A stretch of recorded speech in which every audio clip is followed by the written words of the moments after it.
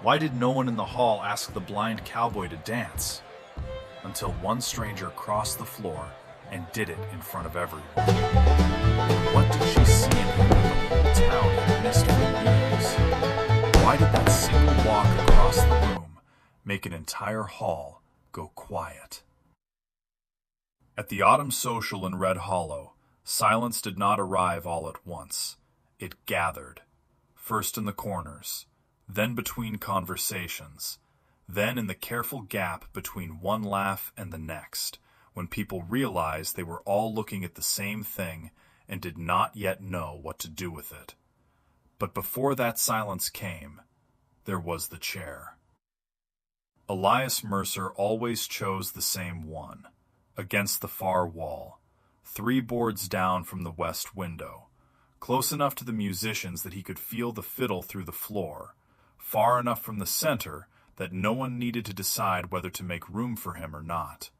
He arrived early, before the room filled, before boots began scraping and voices layered over each other, and the hall became one more place where strangers had to guess what to do with a blind man. He preferred to spare them that guesswork. The Silver Lantern Hall was new enough that the pine resin still rose when the room warmed. Red Hollow had been changing for the last 4 years. New cattle money, new storefronts, new families, and with them the sort of confidence that makes a town think it has become more refined, when in truth it has only become more watchful. Everyone seemed to know who mattered. Everyone seemed eager to prove they did. Elias Mercer, at 32, was not considered one of the people who mattered. That would have surprised the land. For 10 years he had worked the Bellamy spread north of town. He knew the ranch by sound, slope, and weather. He could tell which gate a man had left swinging by the way wind traveled through the posts. He could judge the health of a horse by breathing alone. He knew where the creek ran shallow in late August, where the north fence softened after heavy rain, where the pasture grass changed under hoof before the first cold front pushed down from the hills. He moved through 200 rough acres with the kind of certainty other men pretended to have and rarely earned. But towns are often worse judges than land. When people in Red Hollow looked at Elias, they saw the milky cast in his eyes, the dark cane he carried, and the measured way he turned his face towards sound. They did not see precision. They did not see discipline. They saw inconvenience, and then politely looked somewhere else. Across the hall, a cluster of younger ranch hands from the Walker place were already drinking harder than the night required. Boone Tally was the loudest among them, because he usually was. Boone had the broad-shouldered swagger of a man who mistook noise for stature and friends for proof of character. "Well," Boone said, not quite low enough, "Mercer picked his audience seat again." A few men laughed. Not full laughter, the smaller kind. The kind that asks permission from the room before it commits. Elias did not react. Not outwardly. He adjusted the cane resting against his knee and tilted his head toward the musicians, as if the sound of tuning strings interested him more than the voices across the hall. In truth, it did, because music had once belonged to him in a way towns never quite had. Before Red Hollow, before strangers mistook blindness for absence, before he learned that the fastest way to survive public rooms was to occupy their edges so skillfully people could pretend they had not excluded you at all.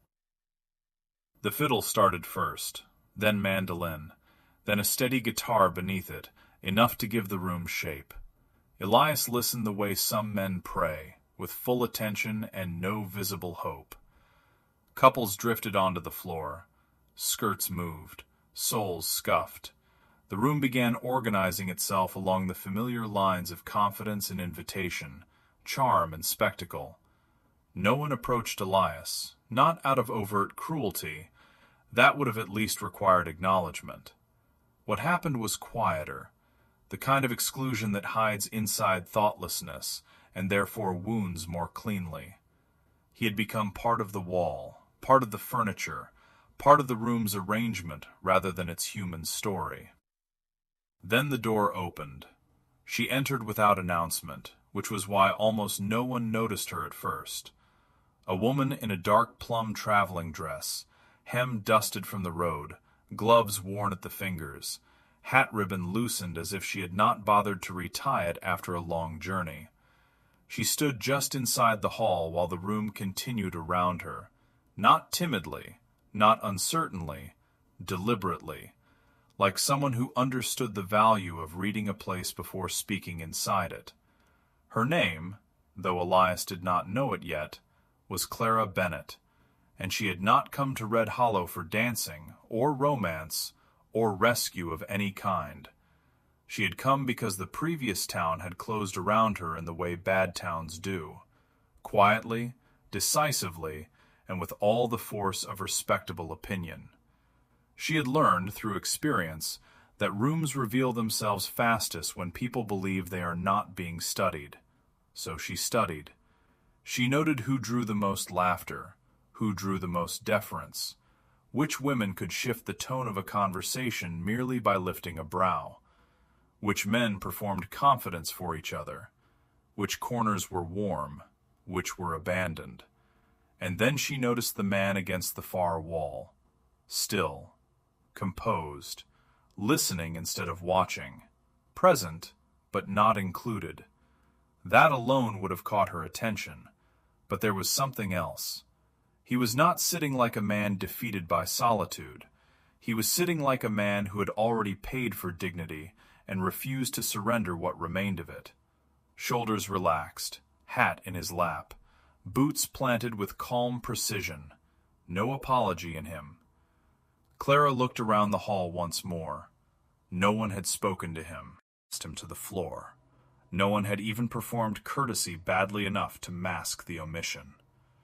Something inside her went quiet then. Not angry. Not yet. Clearer than anger. The second song began, slower than the first. Clara set down her gloves on the nearest empty chair and started across the room. She did not hesitate. She did not glance around for permission. She simply walked straight toward the man by the wall, and though Elias Mercer could not see her coming, by the time she stopped directly in front of him, the whole night had already begun to change. Elias heard her before she spoke. He always heard people first. The speed of their step, the confidence in it, the way a boot met the board if the person wearing it expected to be welcomed. Most people slowed before they reached him, uncertain whether to announce themselves, uncertain whether standing directly in front of a blind man was too abrupt. They shifted, hovered, or angled themselves off to one side as though directness itself might be impolite. This woman stopped squarely in front of him. That was the first surprise. The second was her voice, not soft in the way people sometimes soften themselves around him, as if blindness required cushioning. Not falsely bright either, just level, warm without being careful. "I don't know a soul in this town," she said, "and this is too fine a tune to spend alone. Will you dance with me?" For a moment Elias thought perhaps the question belonged to someone else nearby. But no. The footsteps had stopped in front of his boots. The voice aimed straight at him. The room had shifted in that way rooms do when attention starts to gather heat. He lifted his chin slightly.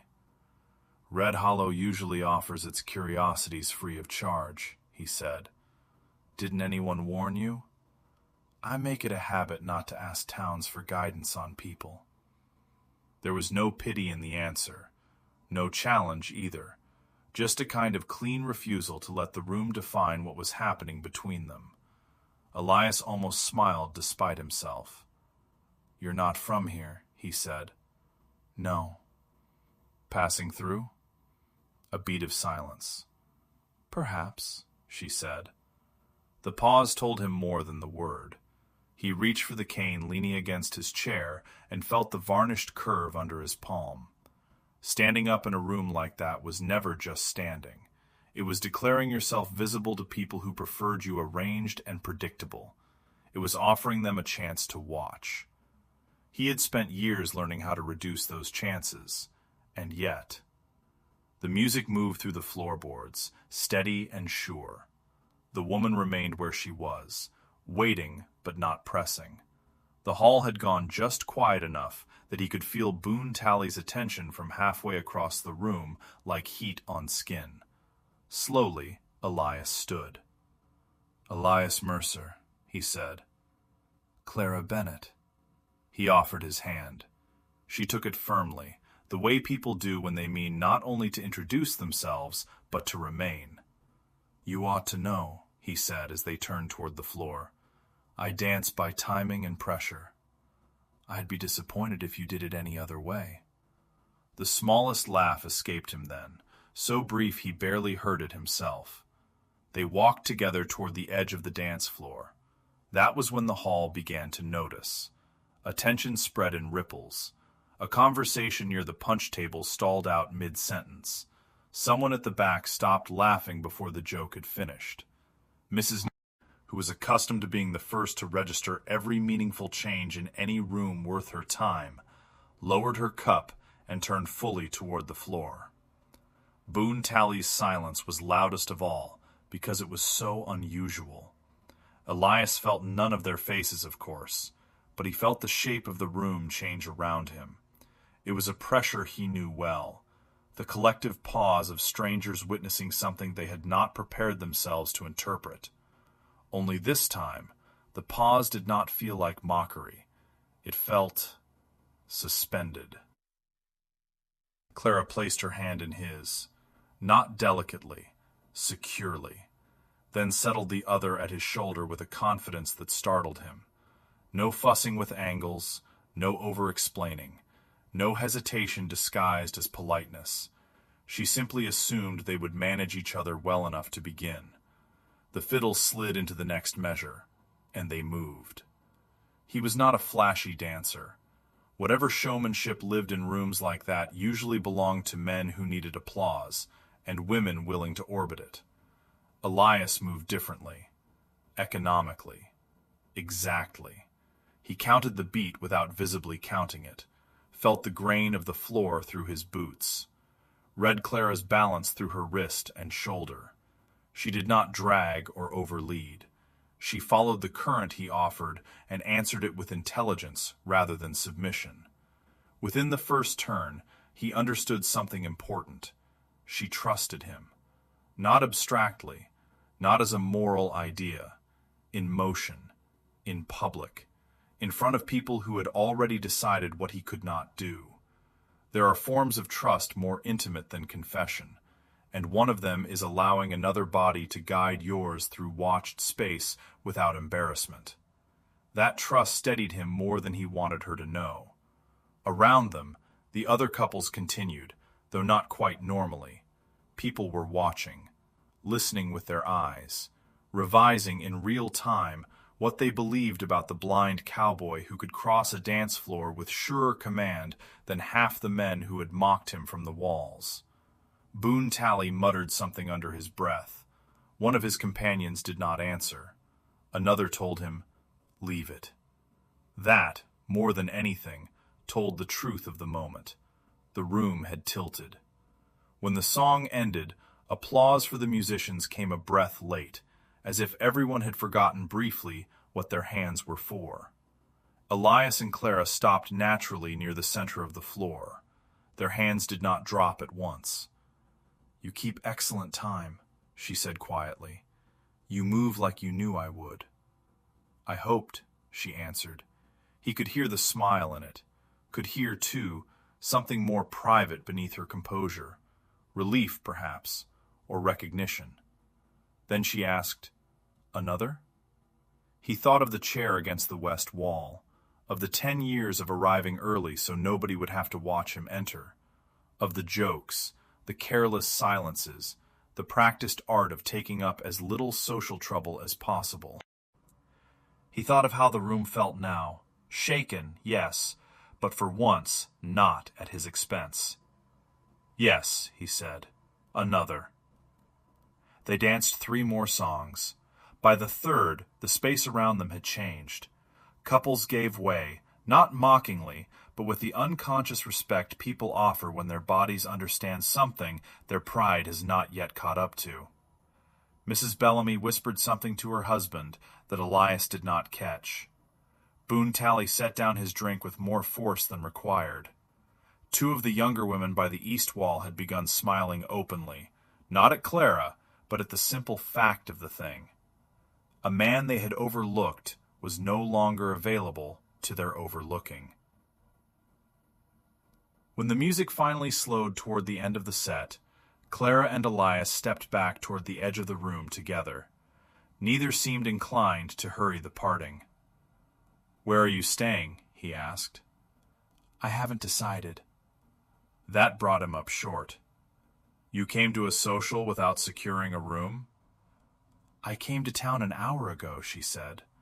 "The hall had more light than the street." Elias shook his head once, half amused. "Mrs. Winford keeps a boarding house on Cedar Lane. She's direct, but she'll treat you fairly." "Should I tell her you sent me?" "You can. It may earn you stern cornbread and a clean pillow." That made her laugh again. He walked her to the hall doors, not because she needed escorting, she had made it plain enough she did not require rescuing, but because neither of them seemed ready to release the thread the evening had placed between them. At the door she paused. "Will you be at the market Saturday?" she asked. "I'm there every Saturday." "Then I'll see you Saturday." He stood in the doorway after she left, listening to her steps fade down the boardwalk into the cooling night. Behind him, the hall resumed itself in fragments, voices returning, music beginning again, conversation rising in that peculiar tone towns use when they are already reshaping a story for later telling. But Elias Mercer knew the room well enough to hear what had changed. For one evening at least, he had not been a chair against the wall. And somewhere out in the dark, walking toward a boarding house she had not known existed an hour earlier, was the woman who had changed that, by crossing a room as if the town's opinion were no more than dust on the floorboards. Saturday arrived with the clean, practical certainty of habit. Elias was at the market before 7, as he always was, moving through the familiar arrangement of wagons, produce tables, tack stalls, and livestock pens with the ease of a man who had mapped the place long ago and updated that map weekly through repetition. He knew where Percy Webb sold rope and nails, knew where Greta Lyle kept her preserves, and where the apple vendor stacked bruised fruit closest to the edge, because children were allowed one free if they asked politely enough. He knew which corner smelled of soap, which of leather, which of chickens already regretting their mourning. Markets suited him better than dances.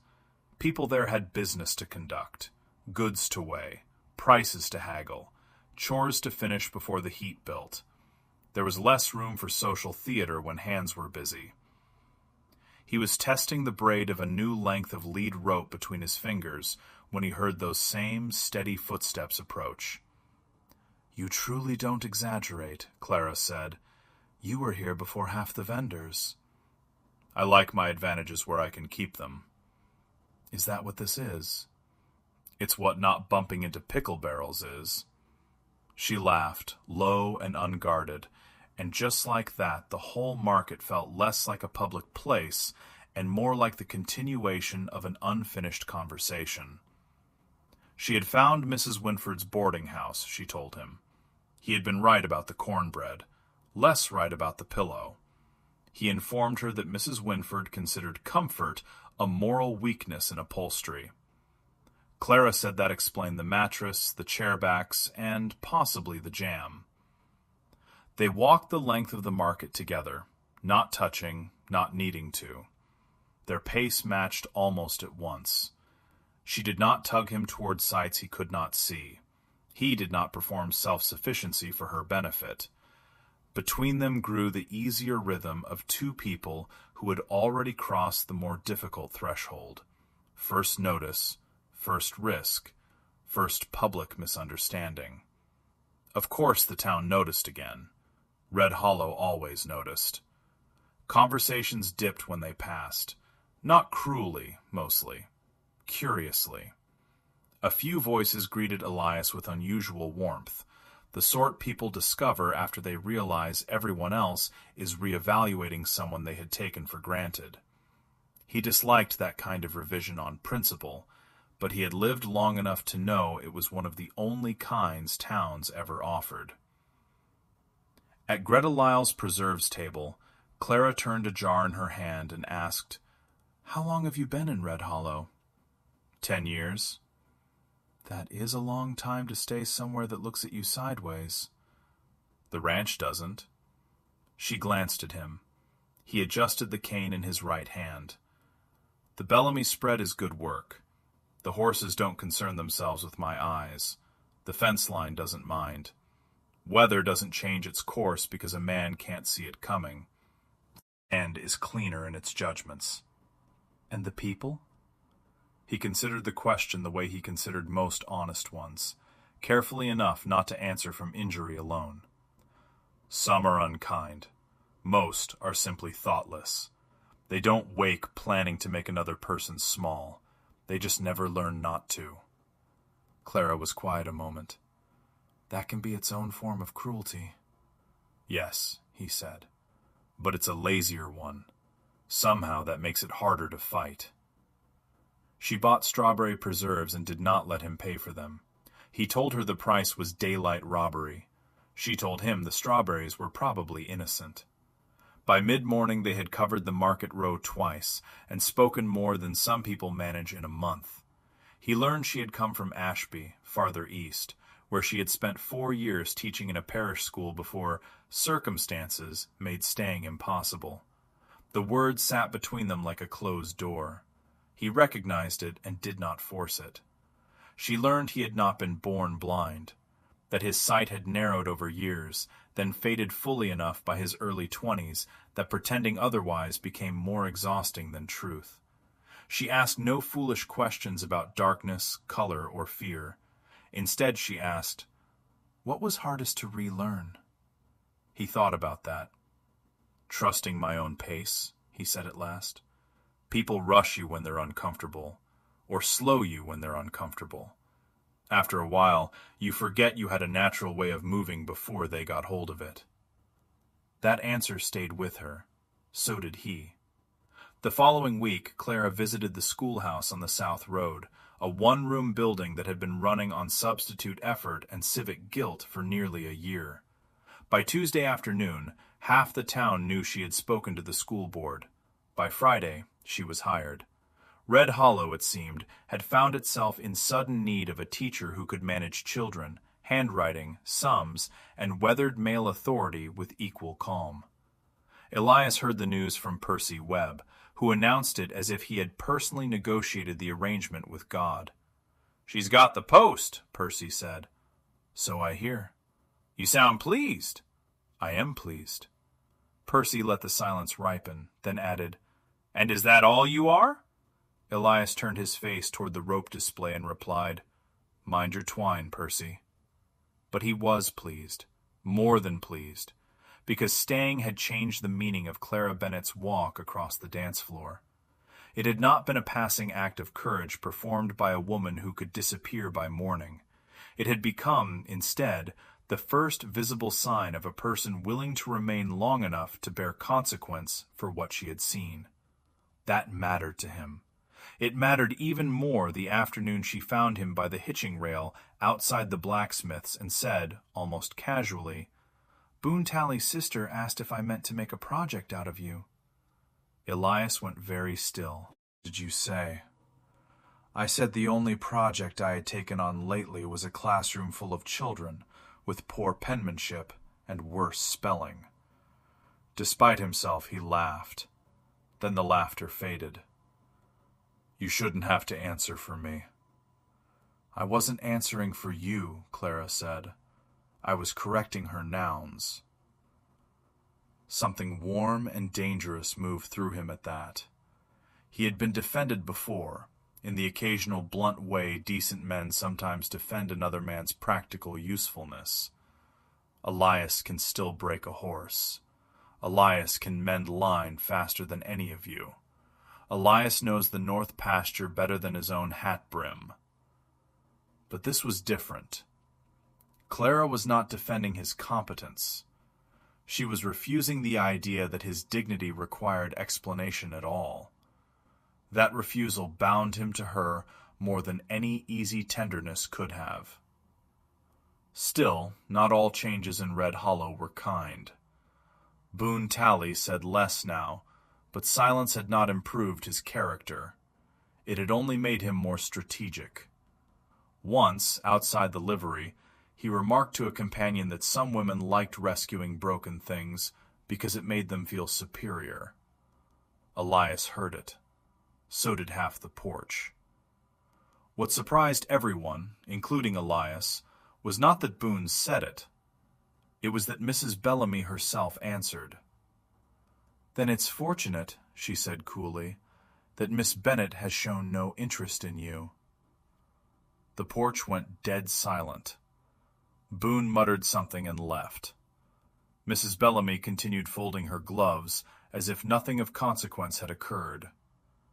By the time Elias heard the story retold 2 different ways by supper, he understood something important. The town was shifting. Slowly, unevenly, but genuinely. Not because towns become good all at once. They do not. They simply become embarrassed sometimes by the wrong thing for long enough that better behavior enters through the side door disguised as self-respect. And through all of it, Clara remained exactly herself. Saturday markets, schoolhouse mornings, occasional walks along Main Street after supper, Elias teaching her the smell of coming rain, the sound of north wind through cottonwoods versus willow, the subtle difference between a saddle horse standing easy and one pretending not to startle. Clara reading aloud to him on the boarding house porch from newspapers, poems, and one deeply ridiculous serialized novel whose heroine fainted so often Elias said he feared for her iron levels. It might have gone on that way much longer, quiet and undefined, if not for the church picnic in early November. Because public rooms had changed once already for Elias Mercer. And before that day was done, another public room would change again. The church picnic took place in the pasture behind the parsonage because no one had found a better solution for feeding half a town at once. Long tables were set out beneath cottonwoods losing their last leaves. Women arrived with covered dishes and strategic opinions. Men carried benches, barrels, and the weather in on their coats. Children ran wild until adults remembered them. It was, by every reasonable measure, exactly the kind of public gathering Elias Mercer usually tolerated rather than enjoyed. But Clara was there. That altered the arithmetic. She moved through crowds without ever seeming to belong to them fully, which Elias recognized as a skill rather than a flaw. She greeted whom she wished, declined what she did not, let gossip slide off her unless it endangered someone she meant to protect. He admired that in her, because he had built a different version of the same skill himself. For most of the afternoon things held. Elias spent an hour near the far fence explaining to 2 boys from his ranch how to hear when a horse was favoring one rear leg. Clara was coaxed into judging the children's pie contest, which she informed him later was less about pies and more about maternal politics arranged in pastry form. He told her she was learning Red Hollow quickly. She replied that classrooms and towns were alike in one essential respect. Both revealed their worst truths when sugar was present. He was still laughing about that when Boone Tally appeared. Boone had the look of a man who had spent just enough time watching himself behave to become irritated by the effort. He was not drunk. That would have made the moment easier to dismiss. He was sober enough to know what he was doing. "Well," Boone said, loud enough for nearby tables to hear, Looks like the school teacher's got herself a permanent escort. The conversation nearest them faltered. Elias kept his face neutral. Afternoon, Boone. Boone ignored the greeting. His attention was fixed on Clara, because men like Boone usually prefer to insult through the person they think less dangerous. You ought to be careful, Miss Bennett. Town's already talking. Clara did not flinch. Then town should try a more interesting subject. A small sound moved through the people nearest them. Not laughter, anticipation. Boone smiled in the ugly way some men do when they mistake a woman's calm for invitation. Just saying, folks tend to get attached to causes. That did it. Not because Elias had not heard worse. He had. Not because Clara needed him to step between her and Boone. She did not. But because in that moment he understood with absolute clarity that Boone believed the deepest insult available was not blindness, or awkwardness, or even dependence. It was the idea that love for a man like Elias Mercer could only ever be charity. Elias took one measured step forward. Boone, he said, and the quiet in his voice was more arresting than anger would have been. I've let you say foolish things before because I assumed time would educate what breeding had not. The air changed. People were listening now, not glancing, listening.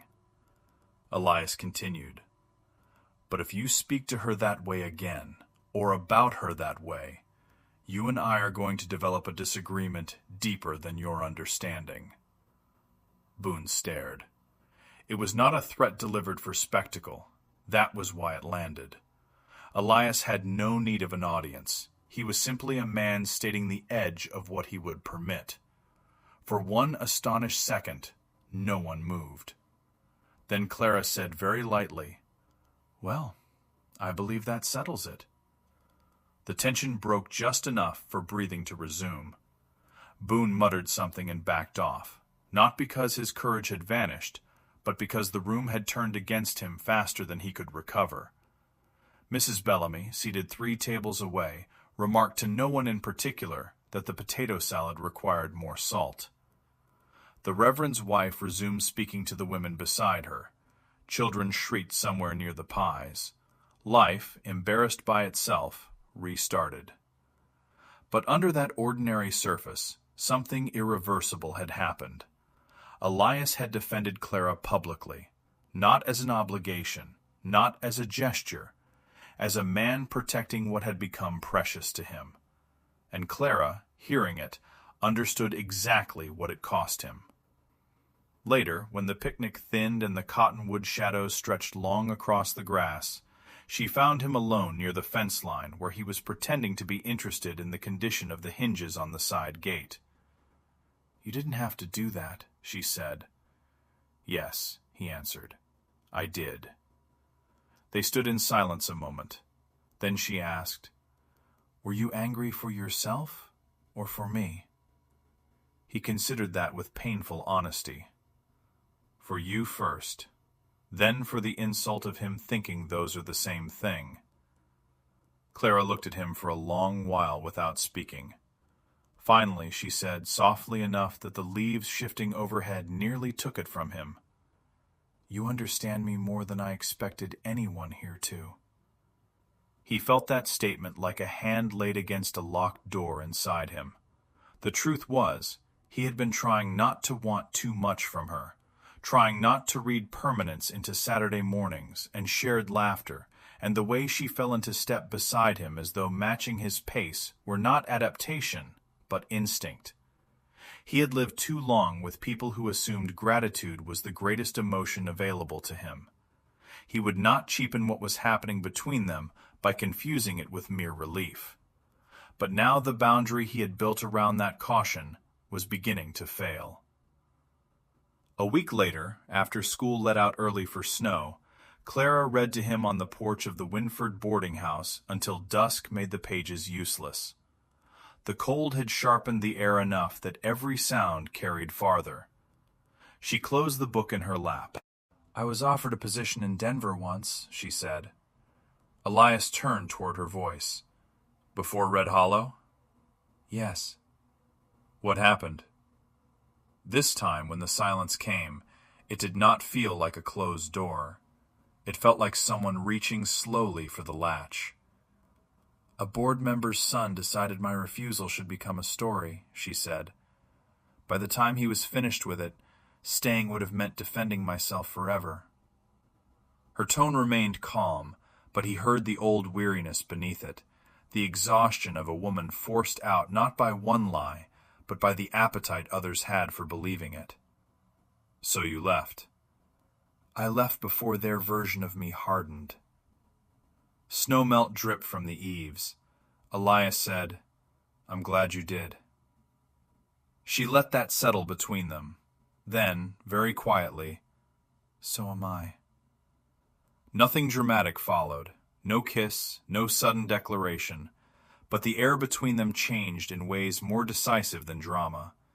It had become the air of two people who had already crossed the threshold of mutual regard, and were now only waiting for courage to catch up with certainty.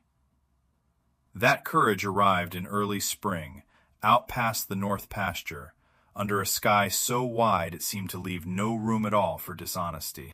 By March, the land had begun its slow return. Snow withdrew into ditches and shaded fence lines. The fields softened. The horses shed winter from their coats in pale drifts against the rails. Red Hollow, like all cattle towns, was already half committed to spring before the weather had formally agreed to it. Plans were being made, wagons repaired, seeds discussed. Everyone pretending renewal could be forced by optimism alone. Elias asked Clara to walk with him to the north pasture one Saturday evening, under the excuse of checking line after the thaw. She knew at once the fence was only part of the reason. Not because he sounded nervous. Elias Mercer did not do nervous the way other people did. He grew quieter, more exact, as if each word had to be weighed before it earned release. She had learned the texture of his silences by then, which ones meant thought, which meant caution, which meant feeling large enough that language had to make room for it. This was the last kind. They walked side by side through thawing ground and the pale gold of late light. The town receded behind them into a scatter of distant sounds. A wagon somewhere on the road, dogs further down by the creek, the faint hammering from a livery repair. Ahead of them lay open pasture, fence posts dark with melt, sky widening by the minute. At the north line, Elias stopped. For a while he said nothing at all. Clara did not fill the quiet. She had not crossed a dance floor to save a man from silence. She had crossed it because she knew, instinctively, that some silences are forms of waiting and should be honored as such. At last he said, "I have been trying for months to tell myself I was only grateful." Clara turned toward him. He kept his face lifted slightly into the wind. "Grateful you asked me to dance. Grateful you stayed. Grateful you never once spoke to me like there was less of me to account for." His hand shifted on the head of the cane. "And all of that is true, but it isn't all that's true." Her heart kicked once, hard enough she thought he might hear it. "I don't court lightly," he said. "I don't say things because a season feels kind or a town has improved its manners. I say them when I know them." He took one breath, steady and full. "I know that my week is shaped around when I'll hear your steps. I know that rooms are different when you're in them. I know I've stopped imagining my life as a thing already settled and done. And Clara," his voice lowered, roughened just slightly, "I would like to ask if you'll let me court you properly." For a long moment she could not answer, not because she was uncertain, because certainty, after a long season without it, can feel almost unbearable in its tenderness. She had spent years mistrusting the nearness of good things, years learning to leave before a room made its verdict official, years building a life out of competence because competence could not betray her the way people had. And now here stood a man who asked for nothing theatrical, nothing possessive, only the right to proceed with care and intention toward what had already begun between them. "You are not an easy man," she said, and a smile touched her voice. "No." "You think too long." "Yes." "You retreat when hurt." He exhaled once. "Also yes." She stepped closer. "And I walked across a hall full of strangers to ask you for a dance," she said. "So by now you should know easy was never what I was after." The sound he made then, half laugh, half breath breaking free, would remain with her all her life. She put her hand into his. "Yes, Elias," she said, "you may court me properly." He closed his fingers around hers with extraordinary care, as though receiving something both strong and precious. There was no witness to it but the wind, the fence line, and a land too vast to be sentimental. Yet for both of them, it felt larger than any room Red Hollow had ever offered. The town learned soon enough. Towns always do. There were glances, speculation, a few people who seemed personally offended that two private people had developed a future without submitting it first for public review. But most of Red Hollow, having already been corrected once by the dance floor and once again by its own better instincts, accepted the match with the awkward sincerity of people hoping not to embarrass themselves a third time. Mrs. Bellamy sent a pie no one acknowledged as approval, and everyone understood to be exactly that. Percy Webb gripped Elias by the shoulder and said, "About time," in the tone of a man pretending he had predicted all along what in truth had once astonished him. Boone Tally said nothing at all, which remained his most useful contribution to public life. They were married in late June, beneath a cottonwood at the edge of the Bellamy property, where the grass ran open and the sky looked big enough to start over in. Half the town attended. Some came because they cared. Some because curiosity is simply community wearing its less attractive hat. Elias did not mind. The important people were there. Clara knew it too. Percy wept without disguise. Mrs. Bellamy wore lavender and pretended the heat was to blame for the moisture in her eyes. When Clara placed her hand in Elias's at the close of the ceremony, he leaned in just enough for only her to hear and murmured, "You still keep very fine time." She laughed before she could stop herself, and that laugh carried through the gathered crowd like a blessing more honest than any formal prayer. They made a life that fit them. Clara kept the schoolhouse and turned it into the kind of place children entered reluctantly only on the first day. Elias remained at the Bellamy Ranch, where younger hands who came later accepted him not as exception, but as fact, the way they accepted the North Line, the tack room, the smell of rain before it broke. Red Hollow adjusted itself around him more fully with each passing season, until people struggled to remember how they had once managed the insult of overlooking what had always been plainly there. A year later they had a son, and 2 years after that a daughter. Both children learned early that their father's listening was its own form of sight, and not to be mistaken for lesser perception. On storm evenings, Clara read aloud while Elias sat with a child tucked against each side and corrected, from sound alone, which one had reached for extra biscuits before supper. He was always right. And sometimes, on autumn socials when the lanterns were lit and the floorboards began carrying music again, Elias no longer chose the chair against the wall. Sometimes he danced first, because a whole town had once gone quiet watching one woman cross a room. And by the time that silence was over, the life waiting for him had already begun. Not because Red Hollow suddenly became wise, not because the cruel grew kind, but because one woman looked at a man the town had reduced to an absence and saw a full measure of him anyway. Then she stepped forward, and he did too.